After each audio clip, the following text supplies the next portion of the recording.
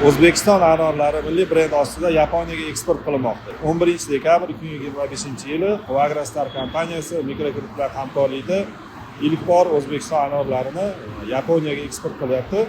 Bu dunyoga mashhur Costco kompaniyasi, retail kompaniyasi tarmoq do'konlariga tarqatiladi. Bu hozirgi ko'rib turgan anorlarimiz Yaponiyadagi o'sha Costco kompaniyasini talablari asosida zamonaviy qadoq va bitta qadoqda 2 kilodan oshmagan holatda, ularning talablari asosida tayyorlanib, saralangan holatda Yaponiyaga eksportga qilinyapti.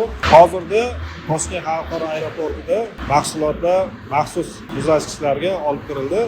Bugun Yaponiyaga eksport qilinadi. Avval ham bu Agrostar tomonidan Yaponiyaga O'zbekiston uzumlari milliy brend ostida eksport qilingan mahsulotimiz albatta juda katta qiziqish uyg'otdi. Qolgan mahsulotlarimiz ham qiziqish bildirilgani uchun mahsulot turini kengaytirish bo'yicha ular bilan kelishib olindi. Navbatdagi hozirda 11 tonna mahsulot Yaponiyaga ketyapti va yil oxirigacha bu 40 tonnagacha mahsulotimiz eksport bo'ladi, anor mahsulotlari.